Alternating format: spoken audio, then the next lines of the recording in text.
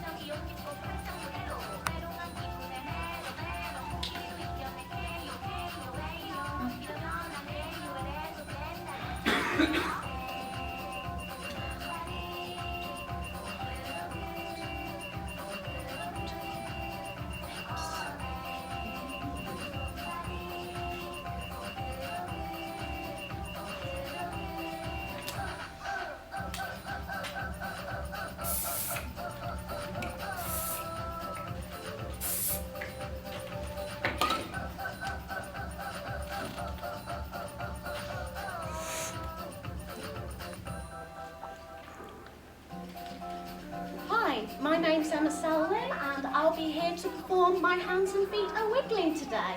Is there a switch on your microphone? Well, the idea for this came about through doing a course at Royal Central School of Speech and Drama, and before that course I had never been so excited about anything, like never so excited. I'd given up on making friends in my early 20s, but now, not only do I have friends, I have a couple of objects of desire. Poor buggers. Oh man. One of them's just got the most amazing hair, like it's almost down to her knees. No, it's actually below her knees.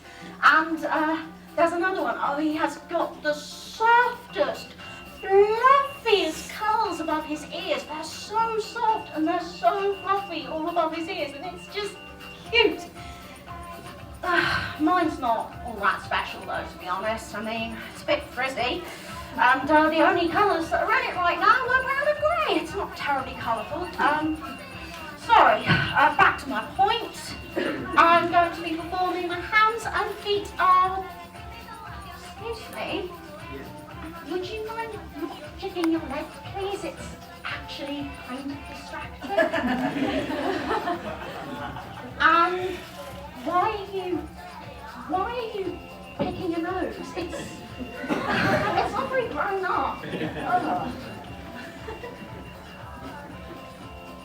Did you just have your eyes closed? You had your eyes closed. That's so disrespectful. You really, really need to work on your eye contact. I mean, now you're staring. You're not supposed to stare. You'll get into trouble if you stare. And you're scratching yourself. That's not exactly a grown-up thing to do, is it? That's not very nice. It's a bit gross. And why are you flapping? Yes, you. Why are you flapping and rocking back and forth? This isn't a relaxed performance, don't you know? Can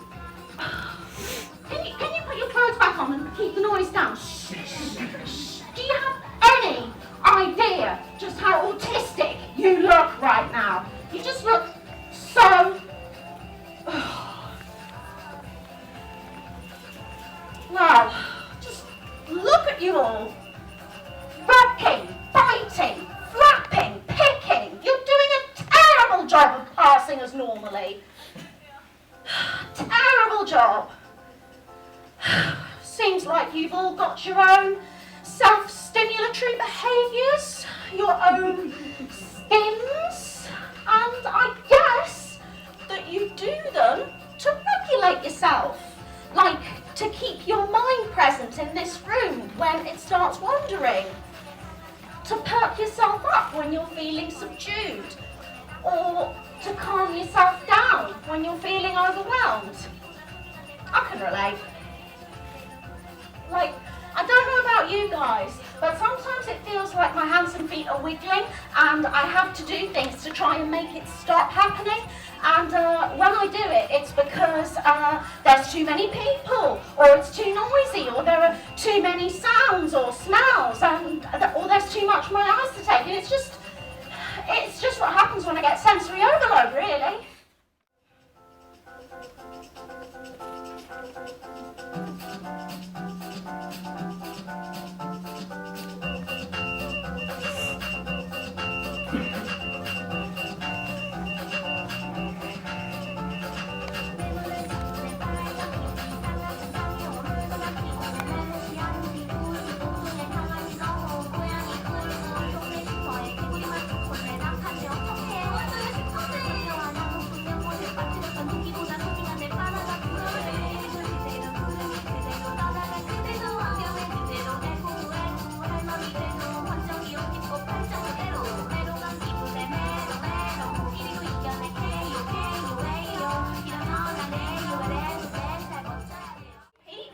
Has nothing on me, baby. Trust me on this one. Right.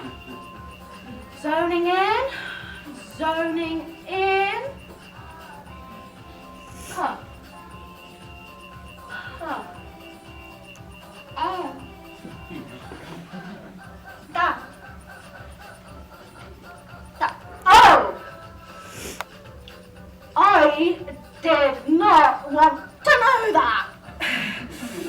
So you go to the dungeons every weekend, you bring your foldable St Andrew's cross from next to the ironing board, and you've got a big collection of pacifiers which you keep on hold for all your subs. Okay, that's nice and unusual. Nice and unusual. Dungeons and pacifiers. Moving very swiftly on, I think. I can taste something sweet. Thick. Thick. Liquor. No.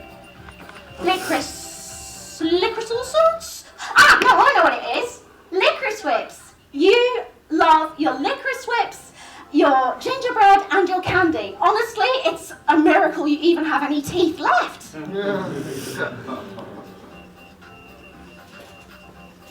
Spidey senses are tingling.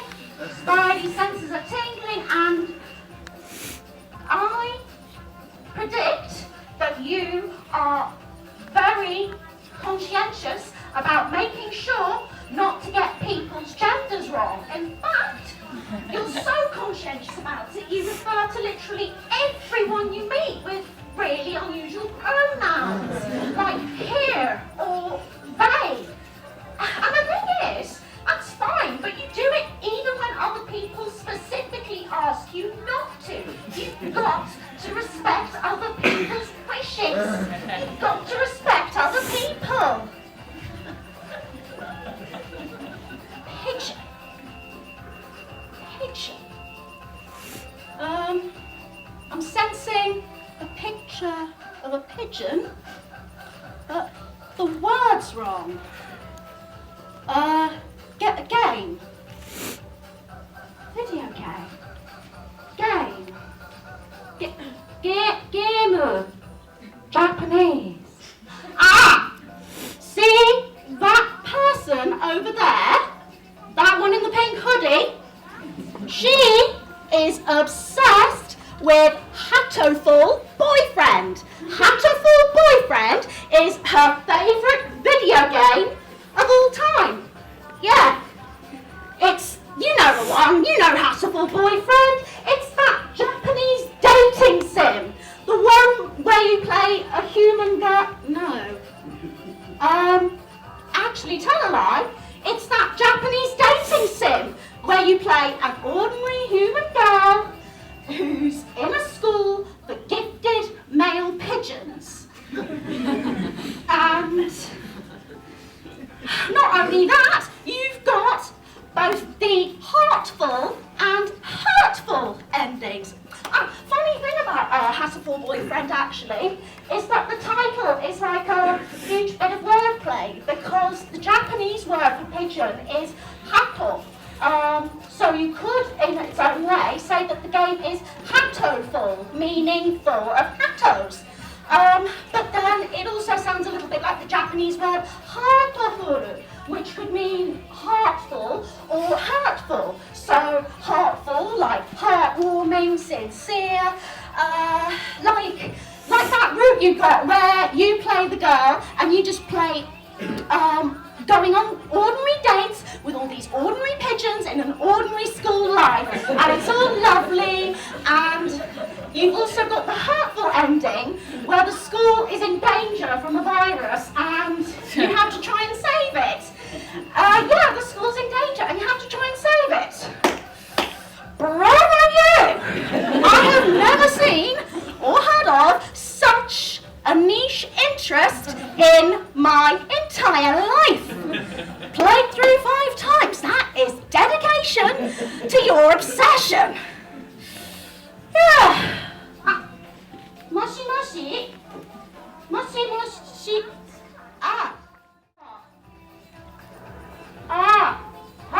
Bravo. Can I ask you something? How did you find your time as an exchange student? How did you find your time studying French and Japanese at Liverpool John Moores University?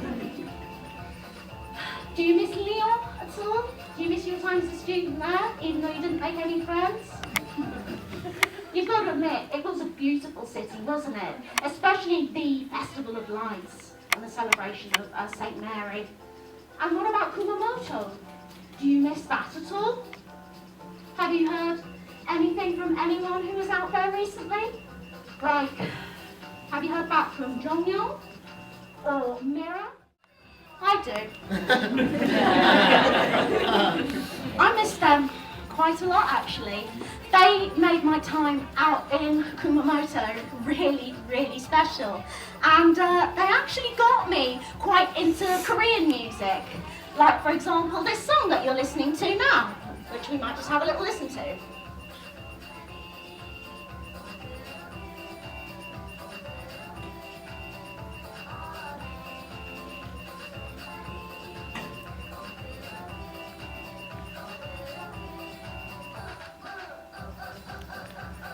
Yeah, so this song, it's by a Korean rapper called Evia. Well, she was called Evia at the time, but now she's called Tiny. And her birth name was Lee Ok-ju. And the thing about this song was that at the time it was written, she was forced to be someone she wasn't. Like, she was made to be all cutesy. But the thing is, she's actually not. She's really, really fierce.